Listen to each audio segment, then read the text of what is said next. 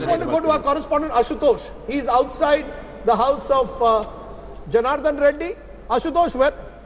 Oh, you're outside Rahul Gandhi's house. Sorry to mix Janardhan Reddy and Rahul Gandhi. Tell us what's happening at Rahul Gandhi's house. Is he going to come out and now accept defeat? Or is he still looking at those numbers and saying, maybe I can tie up with Devagowda?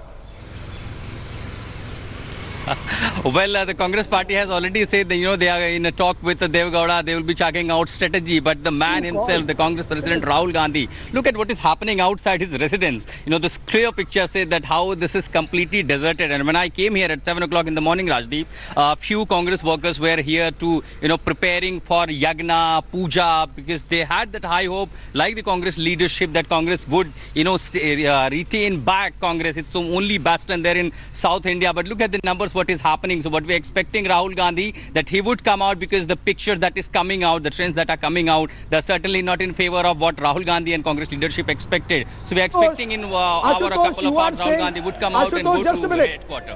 Ashutosh, you are saying that the Congress is already in touch with Devagowda? Was this before the numbers came out this morning? Very quick answer. Were they already in touch with Devagowda even last night? Or are they now seeing the numbers, accepting defeat, that they can't form a government on their own, and then looking at Devagowda? Well, Rajdeep, it's being said by the Congress leadership even since yesterday that, there are talks happening. Few leadership have already gone to Karnataka. And even this morning, we heard a lot of leaders saying that, yes, we will decide on what the strategy will be. But certainly, backdoor channels, the talks are happening since last couple of days, because Congress did anticipate any possible numbers. And certainly what the number is coming out, that they would not have anticipated, Rajdeep. Okay, so the Congress clearly now on the back foot. Rahul Gandhi at the moment clearly reeling now, I suspect, from these numbers, because let's be honest, Rahul Gandhi thought that Karnataka and the social base of Karnataka has favored the Congress. I mean, even in the grand old days of the 70s, Indira Gandhi went to Chikmagalur to fight her election and revive her career. Sonia Gandhi went to Bellary to kickstart her career. Karnataka was seen as the most fertile territory of the Congress. If they lose Karnataka, Javed Ansari, what is left for the Congress? They are a party of Puducherry, Punjab and Mizoram. Congress Mukt Bharat is almost here. Somebody just SMS'd me a couplet that was written to describe the reign of Shah Alam. Yes. It goes something like this. Hukumat Sultanate Shah Alam as Delhi te Palam. Means that the reign of Shah Alam extends from Delhi to Palam, which is Palam, right. which is Palam Airport.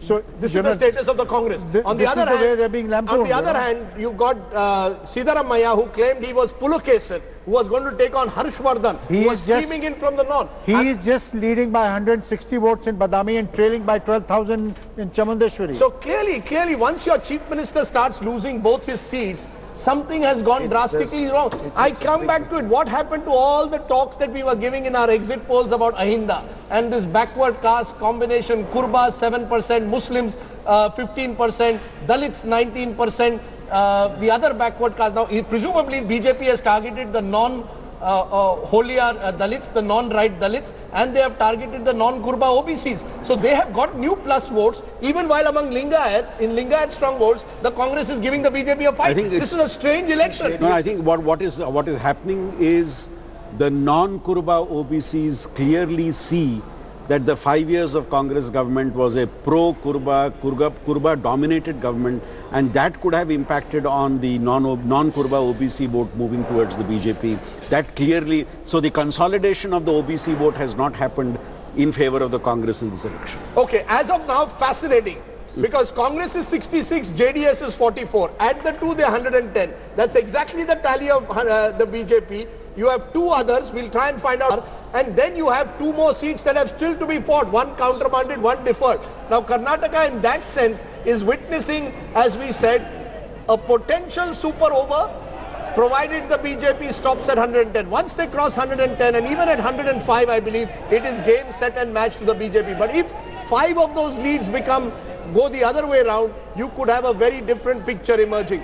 But the BJP is the one with the momentum. The wind is behind Narendra Modi and Amit Shah. Let's give them full credit for what they've done. Remarkable campaign that they again seem to have run in Karnataka. The Congress now cannot once again turn and tell us EVMs are the problem. They need to start accepting that the BJP simply is able to manage elections and is more effective possibly in election management than the Congress is at the moment. Because across Karnataka, and as we go across from region to region, you will now find that the advantage clearly lies with the BJP. In the overall vote shares, Yes. Rajdeep, if you see what has happened, JDS had about 17.5% vote last time. Yes. They've stuck to 17%. Congress had about 36, 37. They've stuck to around 37. So Congress hasn't really lost a lot of its vote. It's just that the BJP has gone up to 40%. The BJP has been able to push ahead. So this is not about... Look at coastal Karnataka, 16-2. Complete polar. You know, this is the region, Uttara Kannada, in Udupi and in Mangalore.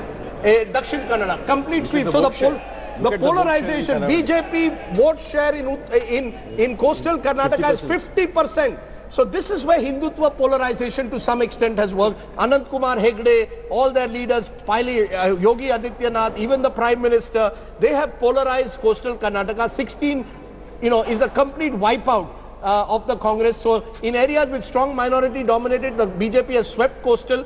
Hyderabad, Karnataka is the real turnaround. Mumbai, Karnataka, they haven't done possibly as well as they might have hoped, because in the Lingayat stronghold, they don't seem to have swept it. They're still sort of, The Mumbai, Karnataka, if you look at the vote share, there is only a 1 percentage point vote share difference between the Congress and the BJP. What about Bangalore City? If you look at the city, the vote share, the Congress is much ahead, 40 to 33. But I think the real story is the fact that in central Karnataka, Hyderabad, Karnataka, Mumbai, Karnataka, Old and coastal Mysore, Karnataka, Old the Mysore, BJP has moved BJP ahead. leading in 14. Old Mysore, BJP in state. Remember, this is a party which in the last elections didn't have a presence in 11 of the 30 districts of Karnataka. And many of them were in Old Mysuru. This time in Old Mysuru, the BJP is making huge gains. They're leading in as many as the Congress is. That's right. So 15 leads to the Congress, 14 to the BJP. The BJP story is coming in Old Mysuru. The BJP story is coming in coastal Karnataka. And the BJP story is coming in central and Hyderabad, Karnataka. So virtually the BJP has been able to establish a pan-Karnataka narrative. The Congress is suffering setbacks in Old Mysuru, it's suffering setbacks in Hyderabad, Karnataka, and is being wiped out in coastal Karnataka. And that means that that gap that I believe clearly now seems to be solidifying, and it appears therefore at 10:30 that we can certainly say with great safety. That's my big breaking news. The BJP is the party number 1 of Karnataka. That's what we can say. The election breaking. BJP party number 1 of Karnataka is within striking distance of forming the next government. Government formation, of course, depends on the final numbers of the JDS and Congress. But I will say this, the BJP is the single largest party in Karnataka. And that is really the story of this election. And I believe our correspondents on the ground have got it better than our pollsters, and that I did, because number of those who traveled kept telling me till yesterday, BJP has gone where the Congress didn't. They were there at the last mile. RSS workers were there from 8 a.m. in the morning, knocking at people's doors. This is a big, big victory. Raj, clearly in that one-on-one battle, and we've seen this state after state now, except for Punjab, where it was Akalis versus the Congress, the BJP is wiping the floor in election after election. Bihar and Delhi are the only 2 exceptions, and Delhi was a small municipal election, some would say. Bihar had Lalu and Nitish and their caste base. Everywhere else, one-on-one, BJP way ahead. Absolutely. I mean, and I think Harish had put it quite rightly, that the election machine that they have developed right across the country, every other party has to learn from it. And the Congress in this particular instance here as well. I'm still very curious with the numbers that are coming in. How many of these were 3-cornered contests that saw JDS actually eat considerably into the Congress votes, and therefore there was a drop that you're seeing over there, and that I think is the final numbers. But we must give it to the BJP, and I think you rightly declared it is going to be the single largest party. The only question is the numbers that it would finally get. touched the 2008 mark. I think what we've seen, and I think what we underestimated, is the scale of anti-incumbency. That's clearly coming out. I don't know which political guests we have. Pawan Kheda is still with us? Narendra Taneja, Pawan Kheda with us. Pawan Kheda, are you willing now to concede defeat? I'm waiting for a congressman to say, so that I can also call it, that the election goes to the BJP. Will you concede that at least they are now party number 1 in Karnataka? They've decisively defeated you, even in your bastions this time, in Old Mysuru and Hyderabad, Karnataka. As of now, as far as the leads are concerned, of course, BJP is ahead. But let's not pronounce the result before it's announced. No, I'm not pronouncing the results, Pawan, but I'm just asking you, would you concede that even in your bastion with this wide social base, much talk about how the Dalits were shifting over from the BJP to the Congress, it's not happened. On the ground, there's a BJP mini wave.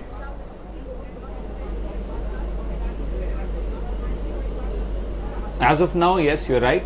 BJP is definitely ahead in these areas also. We'll need to sit back and analyze whatever the results are, seat-wise, booth-wise, where did we go wrong, where were we right. So, well, that analysis takes place much after the results are pronounced.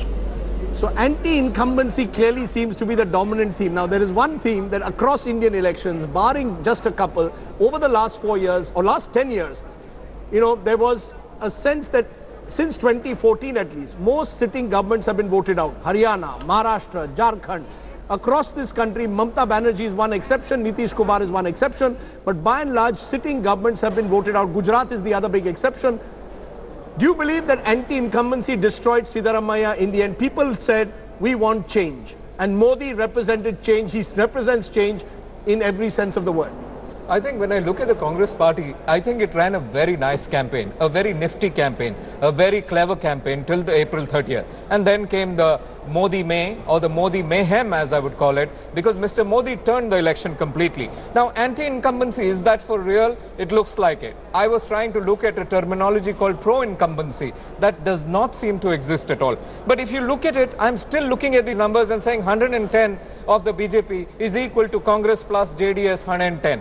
But that's clutching at straws. That's clutching at straws. Because you need to understand that in electoral politics, which is about a state, it's not about the math, it is about the moral right to rule.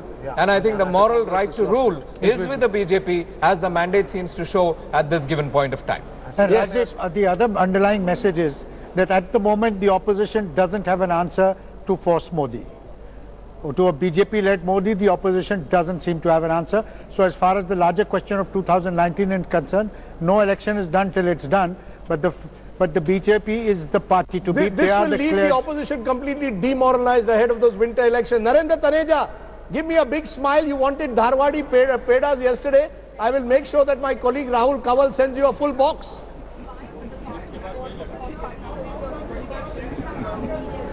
Thank you. Rajdip, as we discussed yesterday, and I said Congress will not cross 67. I was willing to bet on that. In fact, I did with Rahul. A cup of tea, a green tea.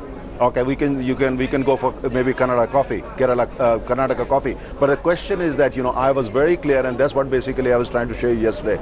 We are going to form the government, and Mr. Yediyurappa will be sworn either on the 17th or 18th, as I said yesterday. It's very simple. You see, you have to work for the people at the end of the day, and these people should be able to trust you that you are a party. When you make a commitment, you can deliver also on the ground, and that you basically care for them. You care for various communities. You don't come with this kind of thing that we are trying to divide the people. This has been rejected, completely rejected, and one hopes that the Congress will learn a lesson from it. But the more important thing is that finally governance is going to come back, quality governance will come back, infrastructure will start happening in the state of Karnataka, and all other problems will be fixed as soon as possible. Now, so we just wait for some time, maybe another 30-40 minutes. You would agree with me that, we are forming the government?